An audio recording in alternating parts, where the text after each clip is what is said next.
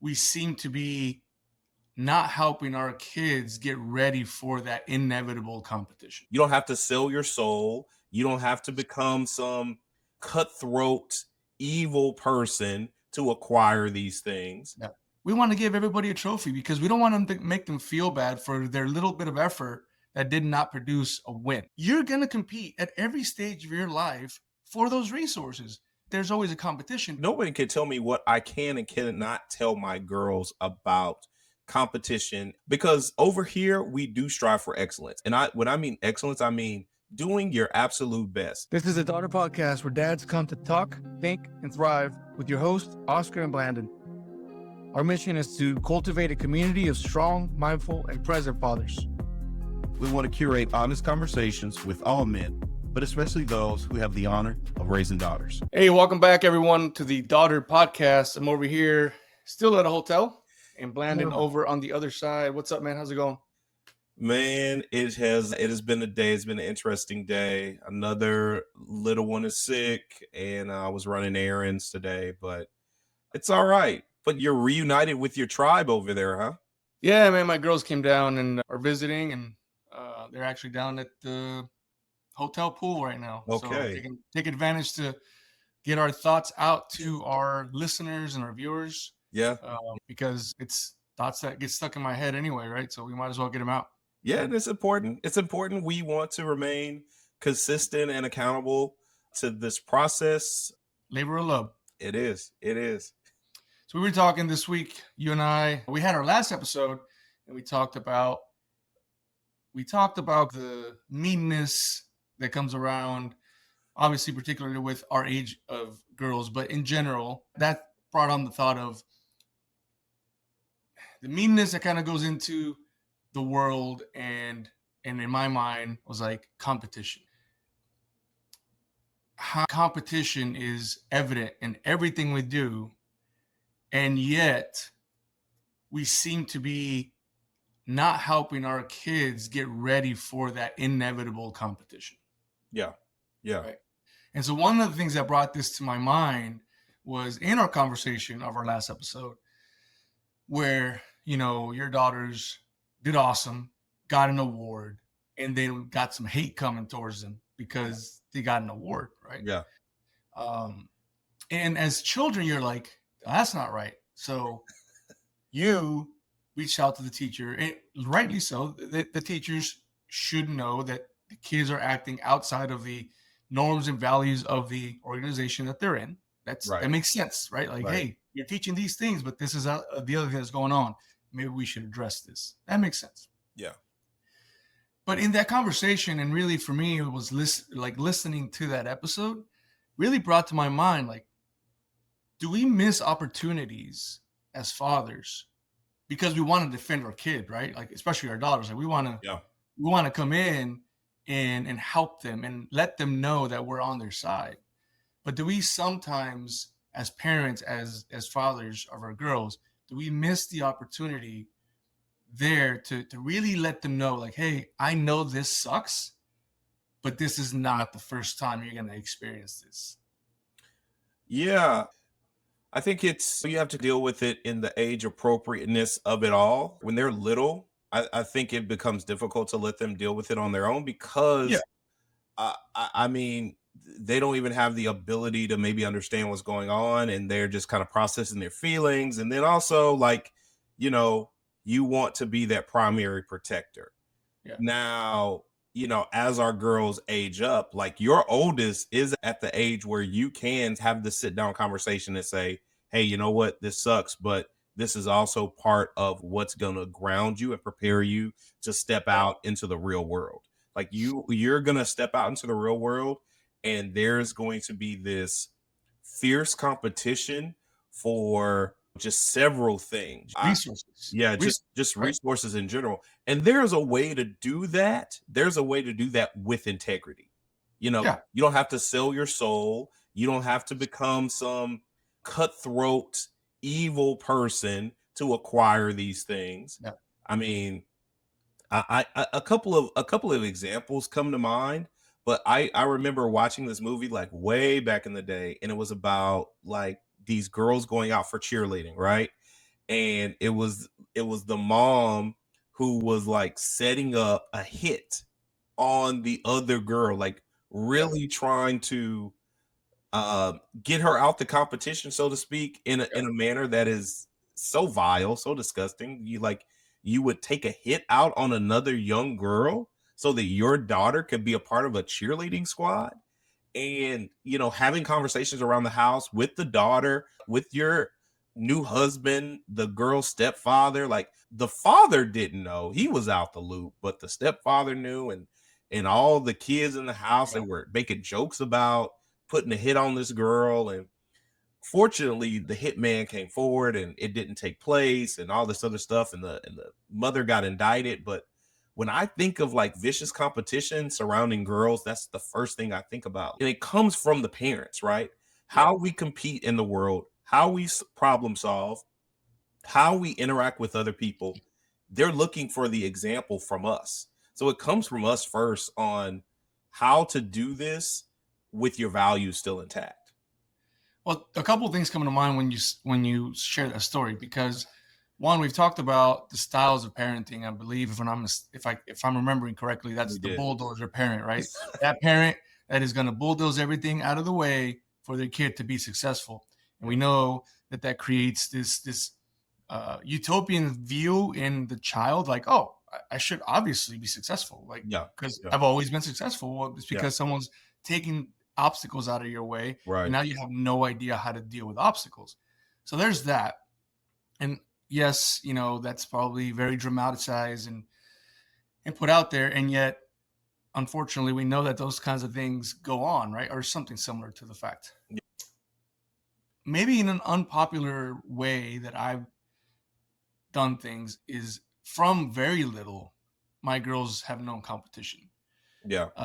I probably to a fault have not softened a losing thing, right? Like my oldest, when she was little, we'd go out to the track and we'd be doing workouts and running around, and then we start playing and she wants to race, and then I would beat her, and then she would be just lose it. She'd lose her mind, like, you got to be faster. Yeah. Like, if you want to win, you got to be faster, or Yeah. you got to do better, or whatnot. And so that's always been my thought process. I've let her win, obviously, right? She's 2, 3, 4. She's got to have some wins under her belt, and that's that good balance of a parent being able to teach and yet also build, right? Like, you have Yeah. to be able to build, right? But I've always taken the stance of, there's always a loser and there's Yeah. always a winner. In everything that we do, there is a loser and there's a winner. And as long as you've done everything that you can, you should be a very gracious loser, right? Yes. This person bested me in whatever you just put, add the ad lib in there. And as long as you've done everything that you can, you should feel good about your effort out. But it does make you a winner. And that's something that I've noticed in, I don't know, maybe the last 10 years. Like, we want to give everybody a trophy because we don't want them to make them feel bad for their little bit of effort that did not produce a win. Right. Don't get me Right? started about these participation trophies and ribbons. I just feel like it dwindles down everything. It makes actually winning purposeless, like useless, like I agree. void. But that's Yeah. exactly what we're talking about, right? Let's put it in the context of your first job. You go out to your first job, Yeah. you're applying to some fast food restaurant. You're going to go work at Taco Bell. Ah, There's 10 people out there waiting for the same interview, for sure. right? And you're like, I have to compete against these people. At the end of the day, Taco Bell's not going to be like, well, this person got the real job, but we're going to give you kind of a half job for trying to come out here. Like, that's not how this works. Right. Right. Right? Right. You're going to compete at every stage of your life for those resources, jobs, awards, you name it. There's always a competition. But here we're teaching our kids, oh, it's okay. If you compete, you're going to win. Yeah. That's Yeah. not how this works. Yeah. Right? I'm obviously not a academic guy, but you can go back in history and know that there has been winners. And I'm not even just talking about wars. I'm talking about in everything that has ever happened. There's been a winner and there's been a loser. Yeah. Then there has been gracious winner, gracious loser, and then there has been ungracious winners and ungracious losers, We call them sore losers back in my day. right? You didn't want to be labeled a sore loser. You didn't want to be labeled like this pompous like winner. And that they would also give awards for that. Like being the most sportsmanlike. Like you carried yourself regardless of the state that you were in, Yeah. winner or loser. There's a certain level of attitude that you need to maintain. Like you should Yeah. say, yeah, man, that was a good win. You got me on that one. Or, you know Yes. what? I'm grateful for this win, but I really worked hard. And you know what? I beat everybody out fair and square. You know, no manipulation, no enhancing drugs, no nothing. This was just me, my natural work ethic, my grit helped me out in the situation. But Right. okay, so going back to these, because now, like I look at these kids, I sound so old. I look at these kids going out for these fast food jobs, right? Because even back in the day, there was a certain level of standard that you wanted to have. You wanted to at least Yeah. have on like a tie or a shirt or something like that, even going to those jobs. Now these kids are in hoodies, in sagging pants or sweatsuits on or whatever. And I'm like, Yeah. do you expect to get that job? And they do get that job because now the industry standards are so low, but people are so desperate now that they're accepting anything. And that's where that attitude comes from. Like Right. if society doesn't reinforce a standard, you know, and then their home life doesn't reinforce a standard, like where are they going to get it from? Well, Where do these girls get it from then? They get it society from what they can't see on social media and everywhere else and from their peers. society can't reinforce a standard that it has thrown away 10 years For ago. sure. For sure. It, For it sure. can't, right? We told you that you can get a participation trophy, but now we're telling you we're going to hold this standard. It's virtually impossible, and we've created that, right? Not only that, that person who goes in his hoodie, in shorts, in Crocs with socks to an interview, right, is now sitting there saying, "Oh, well, it's their fault that I didn't get hired. How dare they not hire me?" Right. Right. Right? And we've created this complete lack of self responsibility that is just shining through on a day to day, right? My oldest and I have had these conversations. Like, you have to have some self pride, not so much that you get into that negative pride thing. I'm talking about just Yeah. Yeah. Yeah. I know. enough that you're like, hey, I'm presenting myself, and also I'm presenting my family, Mhm. right? Those that love me, like I'm a representation of them. And that's something that in our household, we try to create. Like, whenever you go anywhere, it's not just you. You're representing your mom and dad, you're representing your Right. sisters and brothers and your extended family. Like, you are a representation of us.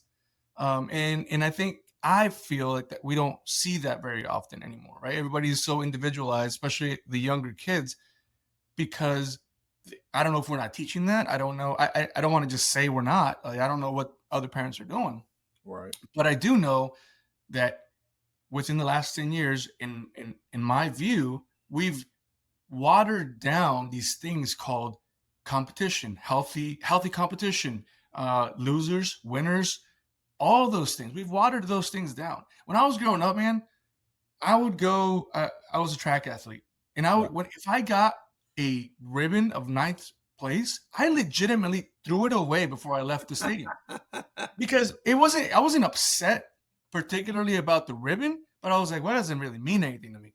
That dude over there got the blue ribbon. He's the winner. Yes. How do Yes. I?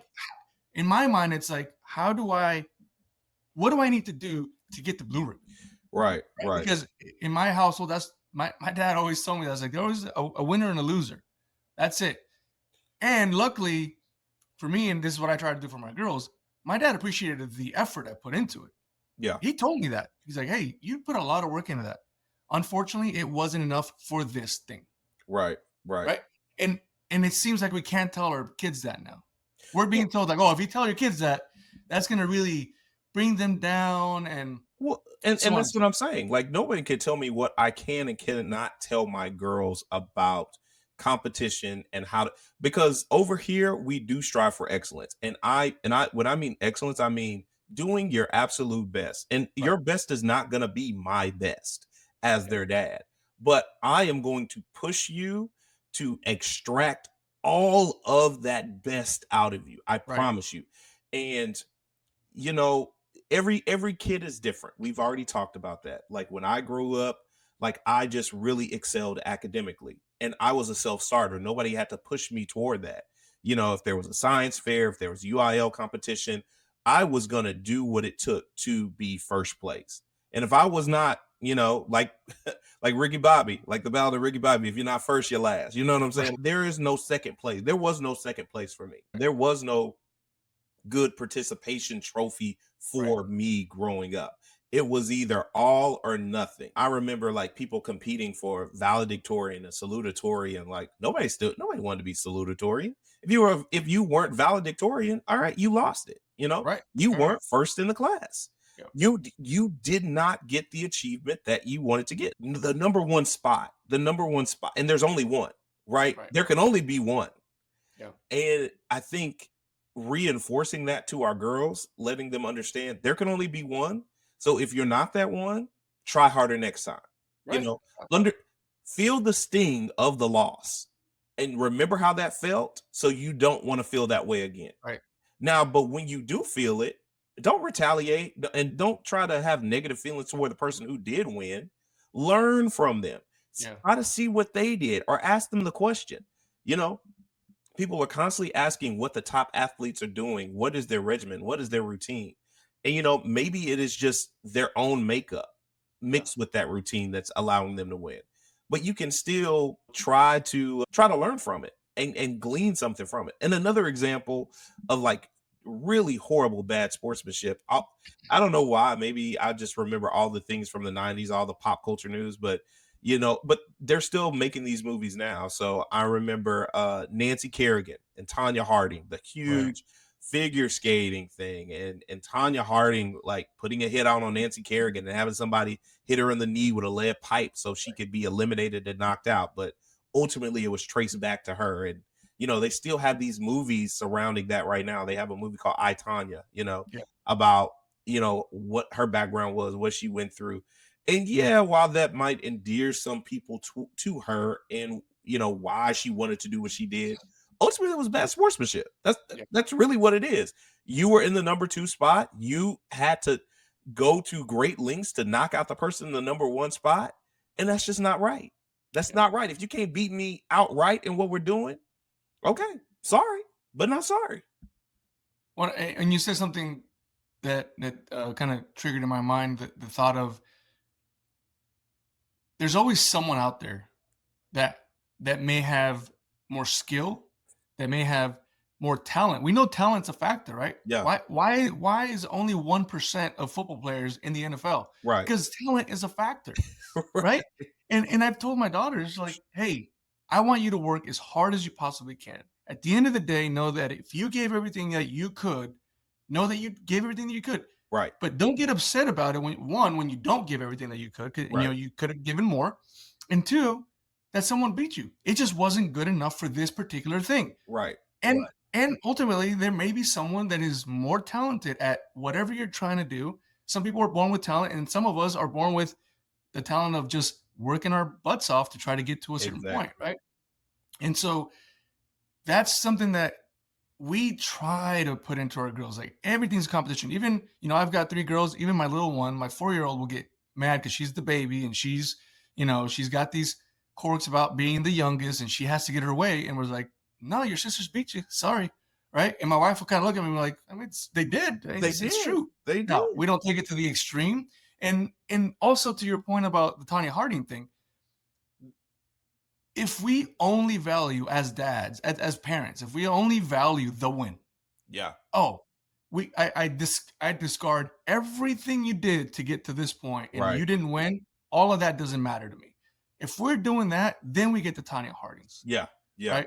Then we get those issues because now the only thing that matters is the win. Yeah. When for me, the thing that matters is that if you're gonna choose to do something, you're gonna follow through with it, and you're gonna do your best at it. Right. Period. Right. And I will appreciate the work, and I will tell you how much I appreciate the work, and I will support you in everything that I can to help you get to that point because I want to support that work. And if that win hits, great. And Right. if it doesn't, the work is not in vain. You have Right. just grown as a person just based off of that journey, right? And so, as hard as that is to sometimes explain to kids, because as a kid, you do get caught on that, like, well, I wanted that certificate, I wanted that, Mhm. Mhm. trophy, whatever. Uh, we try to push to our girls, like, we really appreciate the work. And also, by the way, we'll tell you when we're like, you're not working hard enough. I'm just telling you right now, it doesn't look like you're putting actual hard work into this, right? And we try to focus on the work because the win will get there if the work is put in. Right, right. And I think you also you hit on something like, yeah, you have to appreciate the work they're doing. You have to appreciate the time they're putting in and spending. And that's huge. That is really huge because not everything that they do will produce a win. Will Right. produce a win. Like it's just not going to happen. But my question to you is like where do you begin to cut their teeth on that? Do we start when they're playing like board games? Do you start like in a foot race outside with another kid? Because you can't just wait until you have a quote unquote race, like an official race or a Yeah. competition. Like, where do you see yourself cutting your daughter's teeth on healthy competition? Uh, I don't know the exact answer, but you did say board game, and we've had the family game night where the youngest or the middle will get upset because they didn't win, and I'm like, perfect. Sorry, it Yeah. sucks not to win, huh? Yeah. Like you say that, right? Like it's no fun not to win, Yeah. right? And then we do, if we're gonna play again, like, well, the winner starts, and then they get upset Right. about that. I was like, well, they earned the right to start Yep. first. They Yeah. won. Like it pays to be a winner, and sometimes it does not pay to be a loser. Now, again, we don't go to the extreme. If it gets out of hand, we're like, you know what? We're gonna stop this game. We're not doing this right now. Right. Or what I prefer to do, and this is a conversation between my wife and I, if one of my daughters is too upset, then they can be removed from the game, but they're not going to take away from the rest of the family. Exactly. And, Yeah. and for me, that's a way to tell them, like, hey, your bad sportsmanship is not going to be tolerated. And it's Yes. not going to stop. Like, we're not going to stop doing this thing because you want to be a sore loser. That's just not going to work. We'll remove you from the situation. You can hang out here, sulk in your misery, and we're going to keep playing. And I'm telling you, man, it's worked 99% of the time where they'll sit there and they'll kind of watch us and we're having fun and they're like, I want to play again. But they can only play after their attitude is corrected, right? And we have a conversation. It's not like, I mean, how self-regulated can a 4-year-old be? So we have to have the conversation to let them know, yep, you're welcome back. Your attitude is not welcome back because we're not going to be sore losers. There's going to be a winner, there's going to be a loser, and in between there's going to be second, third, fourth, whatever. But there's always going to be a winner, and that's the way this works. It's important for me because since I can ever remember, there's always been a winner and there's always been a loser in my life. And I'm looking at, family, competitions between cousins and board games and obviously sports, in school, dude. Like Yeah. you see, you just mentioned it. You see the kid get, crowned the valedictorian. And you're like, that would have been cool. And then you realize, I didn't really do the work to do that, right? Right. But if you don't have that background, then you don't realize that. All you're doing is sitting there thinking, of course he got it. He's lucky, right? Right. That person who instantly hates on success of other people, in my opinion, has not been taught that how winning and losing and work and all those things work.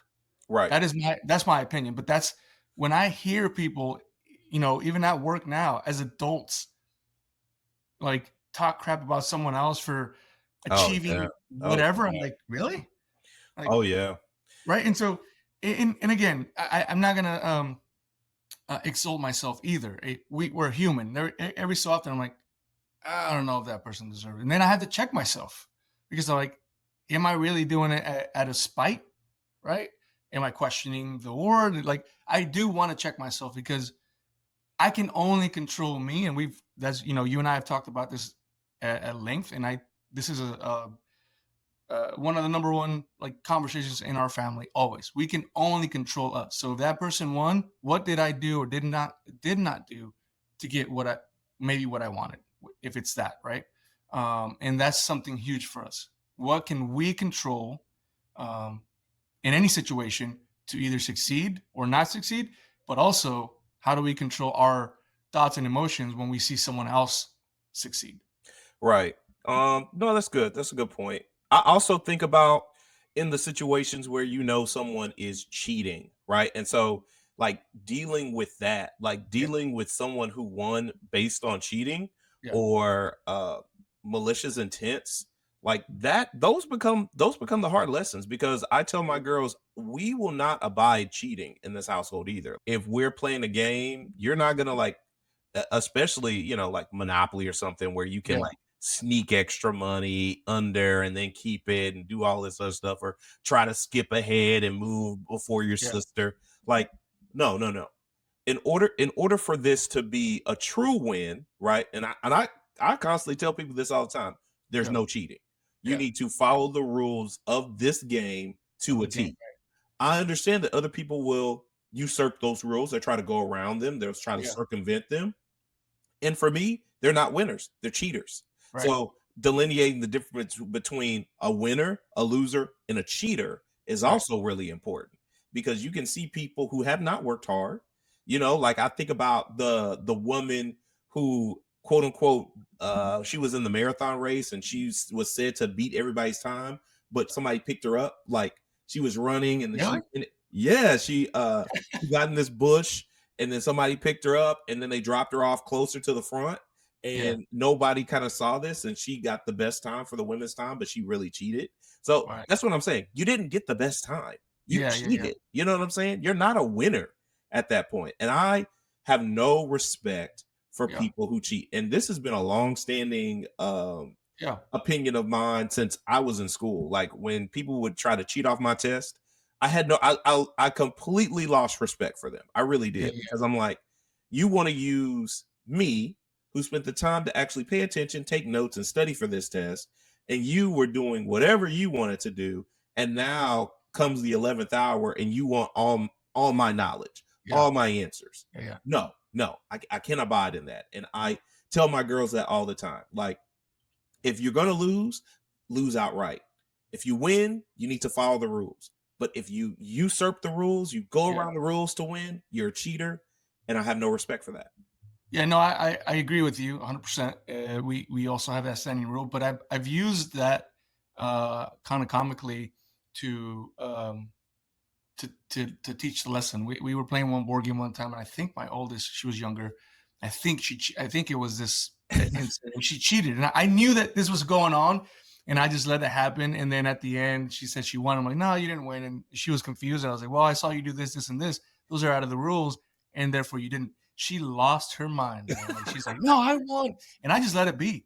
Right. Later on, we talked about it. Like, hey, cheaters don't win. Right. Right. Right. They look like they didn't win, but in my experience, cheaters ultimately will get found out.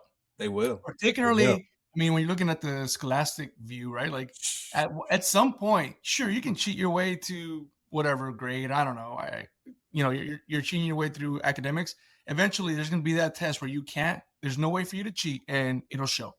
And what I've found too is that others also know these things, and so even though it gets to us, and you're like, oh, I wish someone would just like people know who the cheaters are. People know who the people that are not putting in work, like they know, and eventually they kind of find themselves out because they have to actually prove right their merit, and they don't have it.